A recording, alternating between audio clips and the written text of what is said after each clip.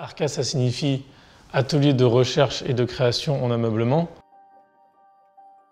On a créé 5 matériaux dérivés du bois, on s'est fait connaître pour ça, on a gagné des concours grâce à ça également. Ça a commencé par ce bois gonflable qui s'appelle Airwood. C'est une marqueterie sur une membrane qu'on va faire aller et venir tout en ayant le raccord du veinage et donner l'illusion d'un bout de bois plein, massif, mais en réalité lui donner des formes que l'on peut contrôler.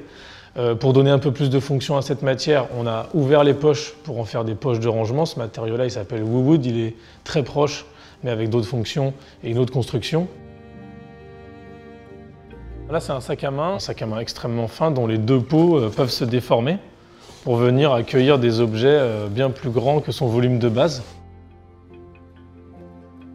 Il y a également un bois thermoformable qu'on a développé où on vient coller du bois sur un plastique thermoformable avec une colle thermofusible pour qu'encore une fois le bois vienne copier les propriétés d'une matière posée en dessous.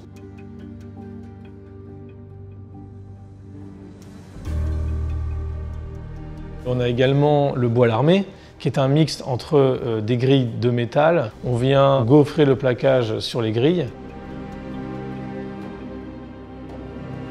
Et en ponçant le plaquage, on attrape les aspérités de cette grille. Ça amène aussi une plus grande résistance à la friction sur les surfaces, puisqu'on est vraiment armé de métal tout en formant un motif de larme, d'où le nom bois larmé.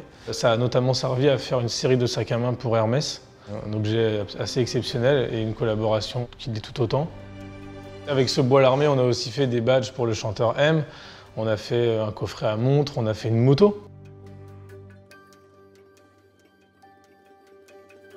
On a également créé la projection plasma sur du bois. On a appelé cette technique le shootwood, du nom de l'inventeur de la projection thermique.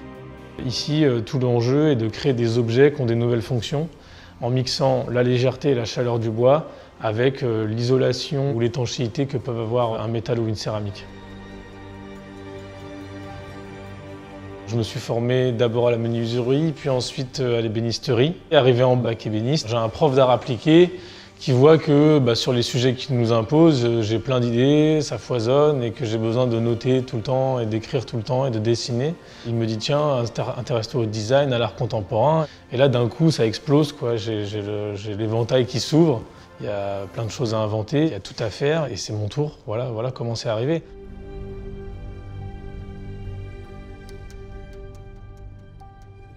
Donc je postule à l'école Boulle, je suis pris à l'école Boulle, j'entre en 2006, je sors major en 2008. Tout de suite après, je trouve du travail chez un ébéniste dans Paris. Avec un collègue, on essaie de développer des nouvelles choses, des innovations autour du bois. On monte ARCA en seulement 1 mois.